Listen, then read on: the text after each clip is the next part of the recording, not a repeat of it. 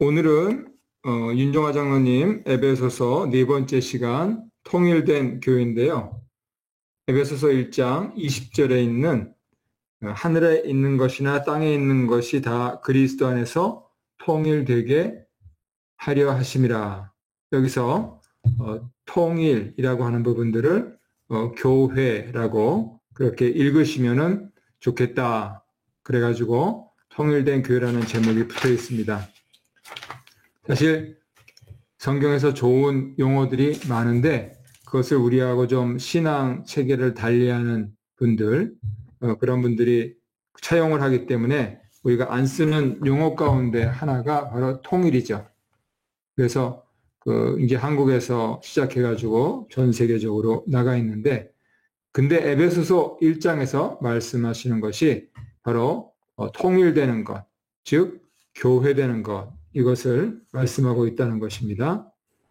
하나님이 우리를 구원하셔서 자기 아들로 삼으실 때는요, 우리가 미국의 영향을 받아서 개개인이 구원받는 것으로 생각하기 쉬운데, 성경의 사상은 하나의 통일된 공동체, 나라를 이루십니다. 그 나라를 이루시기 위해서 지금 예를 들면 그것을 군대로 사단이라고 한다면 여러 중대, 소대, 대대, 연대 이런 데를 두셔서 하나님께서 그것을 통일된 지도력으로 삼고 계시는 것이죠. 목적은 그리스도를 중심으로 하나님께 영광을 돌리기 위한 것입니다. 그래서 하나의 통일된 공동체, 즉 나라를 이루시는 것은 온 세계가 그리스도 안에서 하나가 되는 것, 즉 교회가 되는 데 있다. 이렇게 정리해서 말씀드릴 수가 있습니다.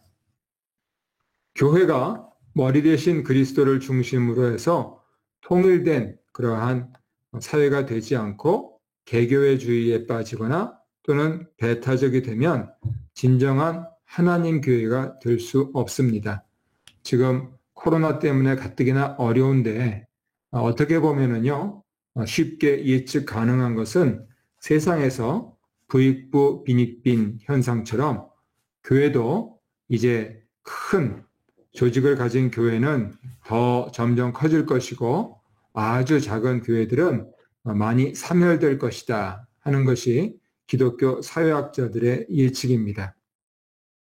그래서 어떻게 하나의 교회로 될 것인가, 즉 상부상조하면서 하나님의 영광 되는 그리스도의 교회가 될 것인가 하는 것이 이 포스트 코로나 교회의 과제로 대두될 전망입니다.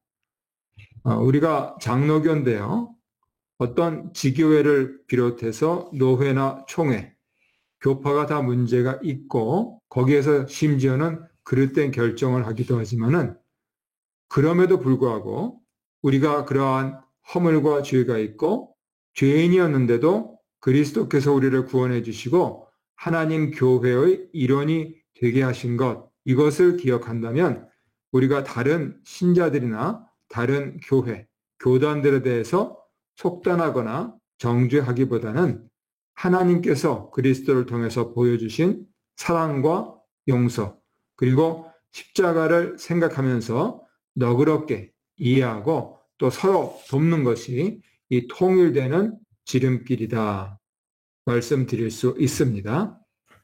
그것을 위해서 크게 오늘 세 가지로 나눠서 볼 텐데, 첫 번째는 하나님 나라입니다. 특별히 20세기에 들어와서 하나님 나라가 우리에게 많이 소개가 됐는데, 이것을 잘 이해하지 못한 극단적인 예가 성경에 나옵니다. 마태복음 20장 25절 이하를 보면 치맛바람이 일어나지요. 야고보와 요한 형제 어머니가 특별히 예수님하고 가까운 사이였기 때문에 예수님께서 예루살렘에 입성하시고 나서 한 사람은 오른쪽에, 한 사람은 왼쪽에 앉혀달라고 그러니까 예수님께서 너희가 내가 마시는 잔을 마실 수 있느냐? 즉 내가 지는 십자가를 질 수 있느냐? 이렇게 알듯 말듯한 질문을 하셨고, 이분들은 사도임에도 불구하고 그것이 영광에 둘러싸인 것으로만 생각해서 선뜻 이해했습니다. 그 결과가 무엇이냐면 헤롯 왕이 처음으로 순교시킨 사도가 바로 야고보 사도였습니다. 그래서 그런 차원에서 과연 하나님 나라는 무엇인가 하는 부분들을 우리가 잘 기억을 해야 됩니다. 지금 화면에서 누가복음 17장 20절, 21절이 나와 있는데 여기 빨갛게 표시되어 있는 너희, 여기서 너희는 그 제일 위에 나타나듯이 바리새인들입니다. 그러니까 하나님의 나라가 너희 안에 있다 하는 말씀은 하나님의 나라, 하나님 왕이 너희들이 살고 있는 가운데 이미 와 있다 하는 뜻이죠. 즉 하나님의 나라라고 하는 것은 왕권이라는 것입니다. 우리가 흔히 죽어서 천국에 간다 이렇게 어떻게 보면 상담하면서 그렇게 표현을 하는데 엄밀하게 얘기하면 성경에는 천국에 간다 하는 표현은 없습니다. 진짜냐? 예, 진짜입니다. 그러면은 천국이 없는 거냐? 아니죠. 천국은 분명히 있죠. 그럼 어떻게 되어 있느냐? 천국이 우리에게 온다고 되어 있습니다. 그것을 천국이 우리를 침노한다 이렇게 되어 있습니다. 물론 천국에 간다 하는 표현은 없고 천국에 들어간다. 간다가 아니고 들어간다. 즉 왕권 안에 하나님 다스림 안에 들어간다. 이렇게 표현하는 것입니다. 흔히들 나라라고 하면은 국민과 영토와 주권, 세계를 얘기하는데 하나님 나라라고 하는 것은 어떤 영토에 들어가는 것이 아니고 하나님의 왕, 그 왕권 아래에 들어간다는 것입니다.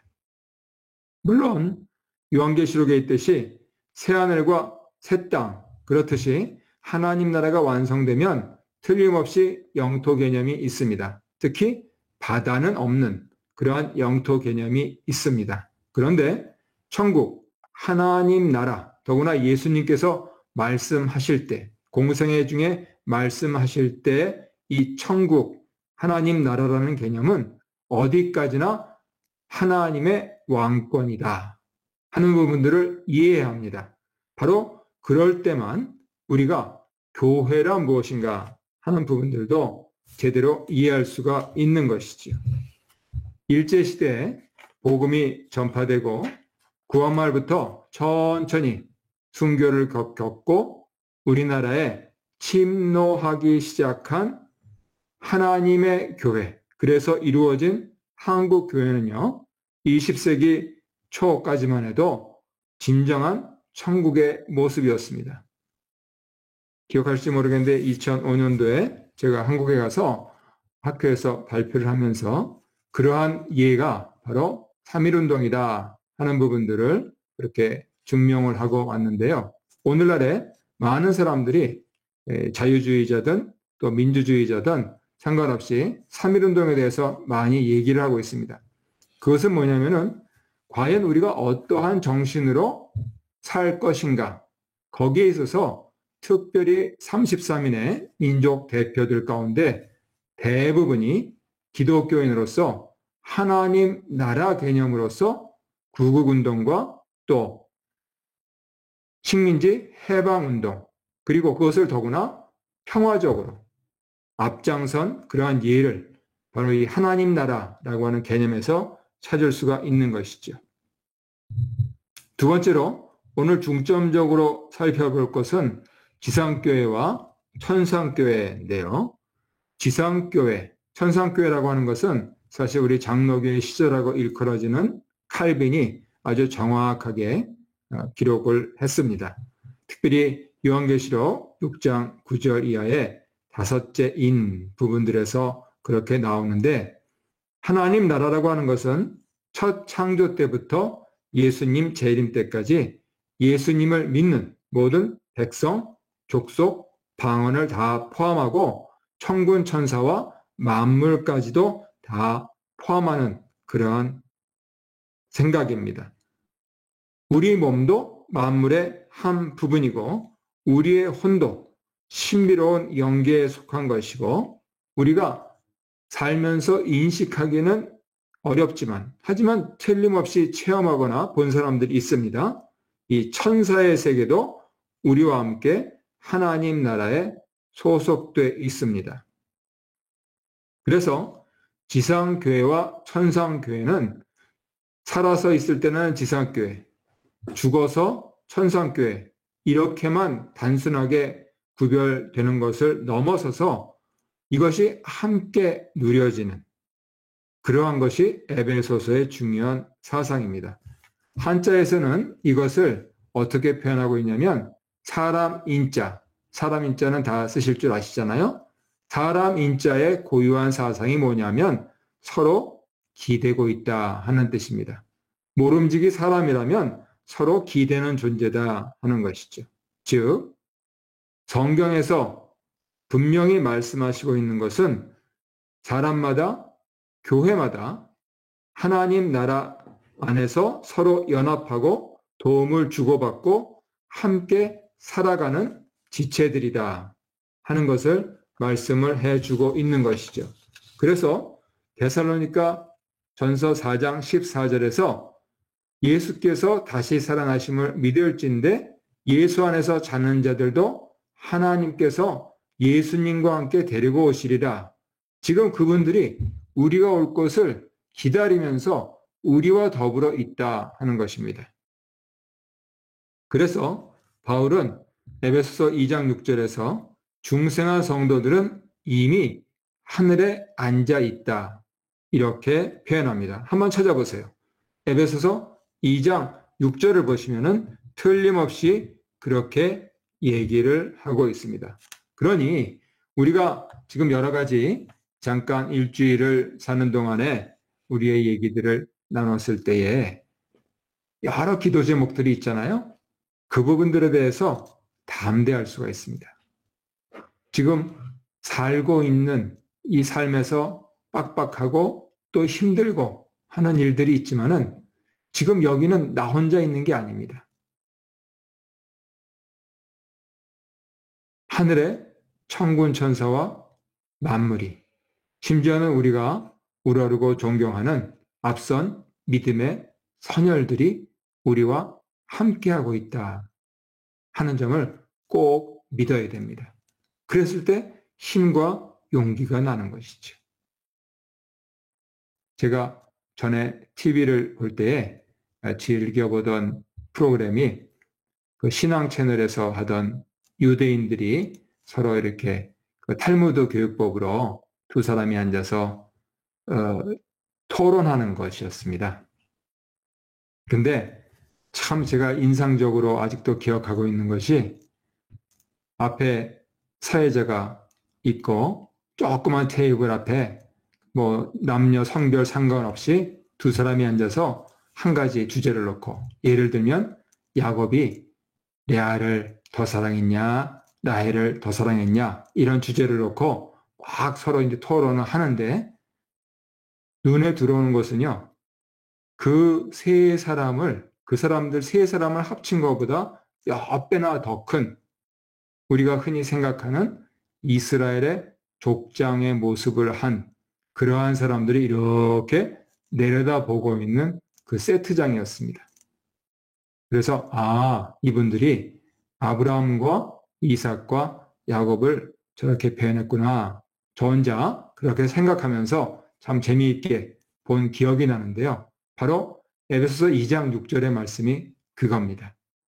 그래서 우리가 믿음으로 우리의 기도를 하나님께 아뢰 수 있는 것은 다름 아니고 바로 우리 중생한 사람들, 교회가 예수님과 함께 하늘에 앉아 있다 하는 이 고백이 있기 때문에 가능한 것이죠. 천상교회와 지상교회가 하나인 것입니다. 우리는 하늘에 속해서 그리스도와 함께 왕노릇하는 것이죠. 어떻게 할 수 있느냐? 바로 기도를 통해서 그렇게 할 수 있다 하는 것입니다. 요한계시록 20장 4절, 5절 보면은 이 부분들은 우리 위해서 많이 가르쳐졌는데요.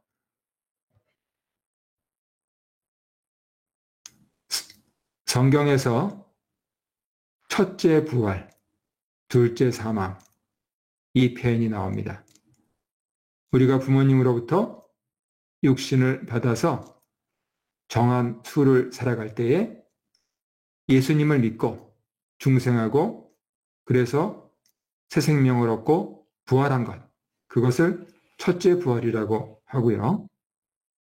그 사람들이 수를 다하여서 하나님 품에 안겨 있으면 천상의 교회에 속하면서 후배들을 기다리게 되고요. 그런데 하나님께서 주시는 그 수많은 기회들이 있음에도 불구하고 끝끝내 그것을 거부한 분들은 부모님께서 주신 몸마저도 상실하는 둘째 사망에 이르게 된다. 우리가 그것을 흔히 무저갱에 던져진다. 이렇게 말씀을 하고 있죠. 바로 요한계시록 20장 4절, 5절에서 그 첫째 부활을 말하고 오늘 성경 공부 끝나고 그 다음을 읽어보시면 지금 설명드린 대로 둘째 사망에 대한 얘기가 나옵니다. 우리는 첫째 부활자로, 중생자로, 부활자로 이제 성화되는 그러한 영예로운 과정 속에 있는 사람들이기 때문에 사망을 두려워하지 않고요. 사망을 두려워하지 않기 때문에 우리에게 닥치는 역경과 환난은 이 또한 지나가리라 하면서 승리할 수 있는 사람들입니다. 이것을 가리켜서 사도는 에베소서에서 세 번째 주제인 그리스도 안에서 통일을 얘기합니다. 그리스도를 주로 고백하는 사람들만 통일될 수 있습니다. 오늘도 여러분들과 함께 회의를 하면서 참 사람들이 의견도 많고 또 하고 싶은 말도 많고 하는 부분들을 느껴서 예전보다도 시간이 2배 반이나 길어져 가지고 지금 제 목이 다 쉬었는데요. 그런데 우리 그리스도인들은 입으로는 그리스도를 주로 고백하고 실제로는 그리스도의 다스림을 받는 사람들입니다. 하지만 말세의 교회를 보면 입으로는 그리스도를 주로 고백하지만 실제로는 그리스도의 다스림을 받지 않는 사람들도 많아 보입니다.